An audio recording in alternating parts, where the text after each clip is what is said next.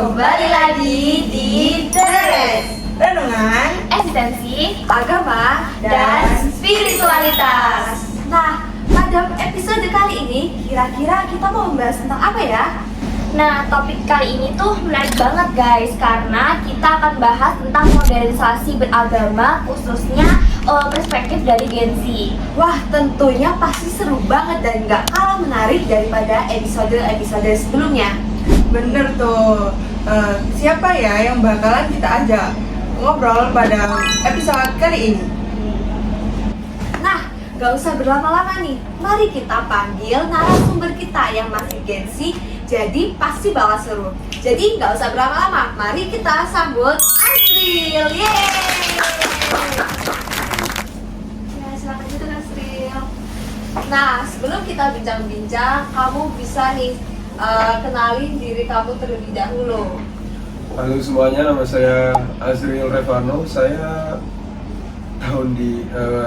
lahir di tahun 2009 ya, jadi saya Gen Z. Beneran ujungnya Gen Z, dan saya sekarang belajar di SMA Negeri 15 Surabaya. Oke, baik.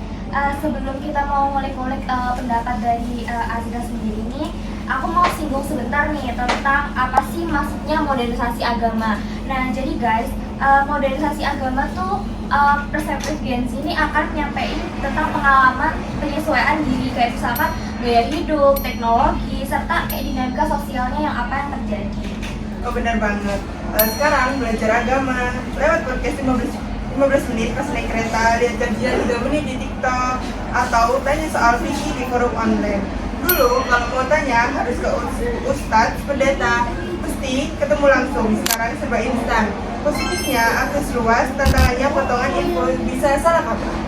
Nah, modernisasi itu bukan berarti mengubah ajaran pokok, tapi menyangkut cara penyajian, bahasa, medium, bahkan prioritas isu.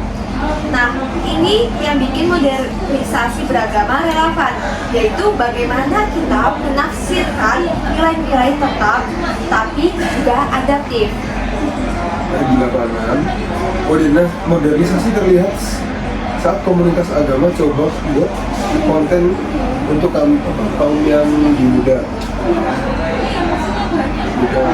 Bukan ruang diskusi di media sosial atau ketika kajian kelas online lebih populer. Tapi sering juga muncul konflik, potongan kalimat mulai dari konteks atau banyakan keras. Jadi modernisasi memiliki kemampuan menahan diri, melihat konteks berdialog jadi penting. Baik, jadi sekarang kita bakal masuk ke topik yang pertama, yaitu perbedaan cara ibadah. Misalnya nih, penerapan kunut subuh, terus jumlah rakaat sholat tarawih, atau praktik-praktik doa dan zikir. Nih Azril, kamu bisa ceritain pengalaman kamu dan bagaimana cara kamu menyikapi perbedaan tersebut? Pernah sih terjadi. Dulu pas saya masih kecil itu pernah sholat subuh di masjid dekat rumah. Itu pas kejadiannya ya, saya itu lumayan kaget gitu. Saya nggak pernah diajarin. Terus tapi karena ya imamnya juga bacanya lumayan keras, saya ngikut aja. Soalnya kalau nggak ikut kan aneh sih. Jadi ya. Ya betul, jadi itu perbedaan tidak membuat tujuan kita berubah-ubah. Jadi tujuan kita itu ya tetap sama, yaitu untuk beribadah kepada Allah Subhanahu wa Ta'ala. Nah, aku juga mau nyampein juga nih, karena aku juga punya pengalaman beda tentang bahasan sholat dan juga doa kunut. Kalau di aku sendiri, karena mungkin ada NU, Muhammadiyah, LDI, dan anutan agama lain, meskipun kita tetap sama-sama Islam nih, tapi ada perbedaan sedikit, meskipun ya itu tetap sama-sama Islam. Mungkin perbedaannya mungkin ada di di Imam Syafi'i, atau dia ikut aliran apa gitu, tapi tetap balik itu tetap sama-sama Islam. Nah, selain Azril nih, selain dari sholat dari beda doa kunut, ada beda yang lain nggak? Misalkan kayak sholat tarawih nih, kamu kalau sholat tarawih itu berapa rakaat sih? Kayak 23 atau 11. 11? Iya. Beda banget sih ada. Itu dulu saya kalau di masjid rumah, kalau lagi nggak diajak teman terawihan di mana gitu, pasti jumlahnya beda sama masjid di tempat-tempat lain. Dulu tuh kalau di masjid dekat rumah saya itu, kalau nggak salah tahun lalu 23. Tetapi kadang kalau di masjid lokal dekat tempat rumah teman saya itu kadang lebih cepat. Soalnya mungkin ngejar waktu atau memang beda ajarannya lah. Biasanya tuh Gen Z juga bakal milih yang sholatnya lebih cepet nggak sih? Ya. Kalau Floren gimana nih pendapat Floren nih kalau sholat tarawih yang cepat apa enggak?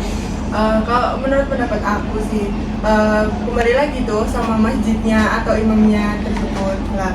Kita kan terkadang ada yang berbeda rakaat, juga ada yang kayak rakaatnya itu sama gitu. Jadi kayak lama terus cepatnya itu tergantung dari imam masing-masing atau dari agama tersebut seperti itu. Oke, baik. Selain sholat, terus apa sih ibadah gitu kan ya? Nah, biasanya tuh ada gerakan sholat yang beda nih antara NU sama Muhammadiyah. Kamu tuh nyikapinya gimana sih sebagai Gen Z nih? Aku ngikut aliran mana atau kayak aku netral aja nih sebagai Islam? Untuk mengikuti ajaran yang mana sih, menurut saya kalau memang dari keluarga nggak milih ya, kalau memang keluarga netral, menurut saya ya udah sih ikut netral aja. Kecuali kalau beneran pengen ngambil pihak, kecuali kalau memang satu keluarga udah menganut pada satu sisi, ya udah ngikut itu aja daripada nanti bertentangan sama satu keluarga. Oke, aku mau tanya Floren dulu. Floren nih ikut aliran apa sih kalau boleh tahu? Kalau dari aku NU ya pastinya, dan kalau sholatnya itu biasanya ada kuliah juga seperti itu.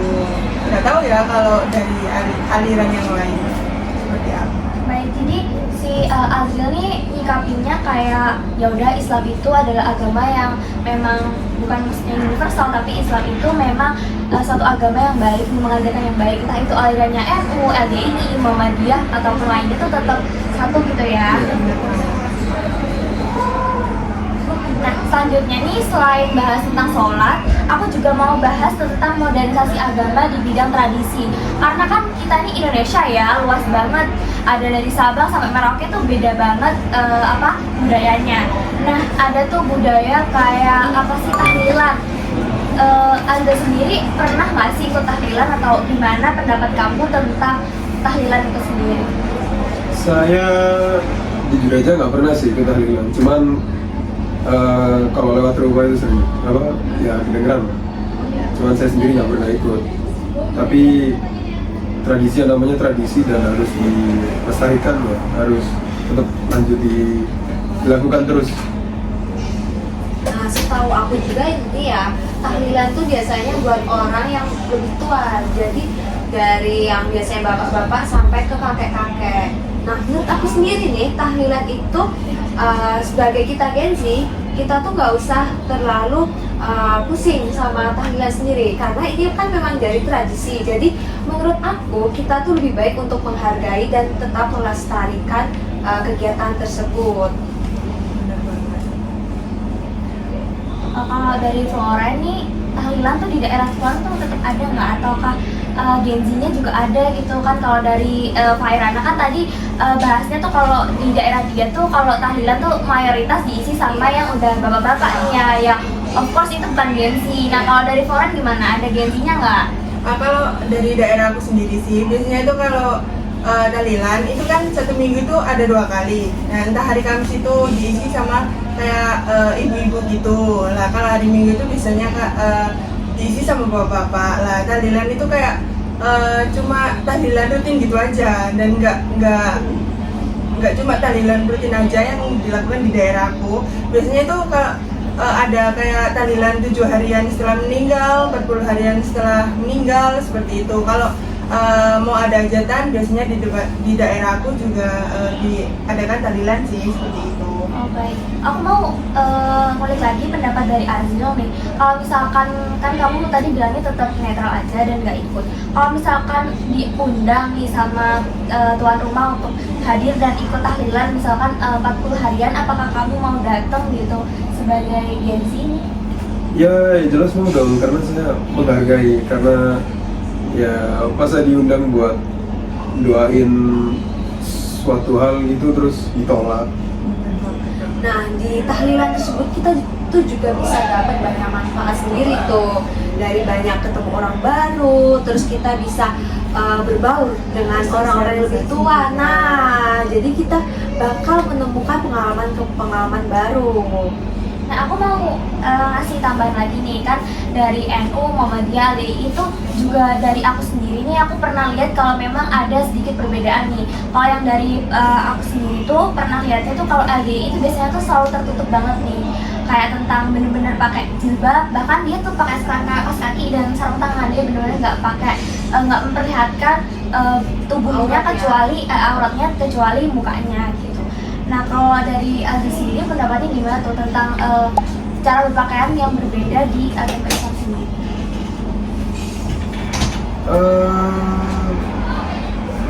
Sebenarnya kan ada ya di Al-Quran cara yang benar tentang berpakaian dan begitulah.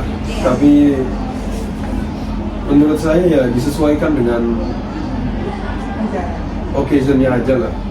Kalau misal beneran lagi tahlilan baca doa yang serius gitu, ya disesuaikan lah pakaiannya yang sopan, yang islami gitu. Jadi ya kalau misal saya diajak tahlilan terus ketemu beliau memakai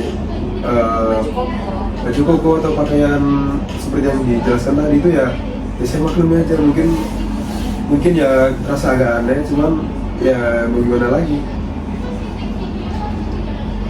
Nah, kalau untuk cara berpakaian mungkin Gensi sendiri itu bisa menyesuaikan. Nah, karena model-model pakaian pada zaman kita ini kan bagus tuh, banyak banget model-model hijab, terus pakaian dari cewek, cowok, anak kecil hingga dewasa tuh yang mengikuti zaman. Jadi kita nggak bakal terlihat kayak tertinggal. Jadi kita bisa tetap menjaga aurat kita tuh. Pakaiannya aku mau nambahin lagi nih, karena kan kita bahasnya tentang modernisasi agama nih. Nah, karena kita bahasnya NU, Muhammadiyah dan LDI ini biasanya kan ada selisih nih, kayak aku tuh paling NU loh, Muhammadiyah tuh nggak gini-gini, LDI itu harus gini, harus gini gitu. Nah, orang nih gimana nih pendapatnya? Kalau di kamu tuh apakah ada perbedaan? Atau kayak misalnya tuh anak-anak kecil yang kayak aku tuh paling NU loh, aku paling Muhammadiyah, kalau di daerahmu tuh gimana? Oke. Jadi kalau untuk di daerah aku sendiri sih biasanya itu kayak saling menghargai gitu, nggak ada kayak yang aku NU, aku yang Muhammadiyah, nggak ada sih seperti itu, kayak saling menghargai satu sama lain kayak gitu. Oke, kalau dari Azril sendiri nih, kan kamu kan masih SMA nih, bahkan kan mungkin SMA 15 itu negeri ya. SMA negeri tuh pasti kan ada yang beda agama dan ada yang agamanya sama Islam, tapi mungkin bisa ada yang dari Muhammadiyah, LDI atau NU. Nah, kamu tuh pernah nggak sih teman-temanmu kalau ngolok-ngolok, ya NU tuh gini-gini loh, Muhammadiyah gini-gini, nah gitu, pendapat kamu tuh tentang NU sama Muhammadiyah tuh gimana?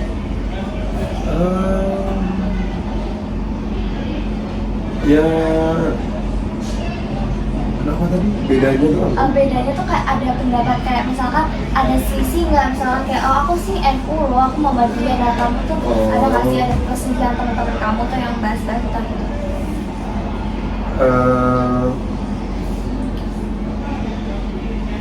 Ya dimaklumi aja sih selama nggak ada konflik di antara. Soalnya kan biasanya kalau ada yang bikin statement gitu kan pasti nge-attract attention gitu, dan kadang malah jadi konflik. Selama nggak konflik ya nggak apa-apa sih. Nah, kali ini kita sudah sampai nih di ujung pembicaraan kita pada malam kali ini. Mungkin kita ucapkan terima kasih banyak pada Azril atas ketersediaannya untuk mengobrol pada segmen kali ini. Untuk selanjutnya kita bisa kembali ke episode selanjutnya. Terima kasih semuanya. Bye guys.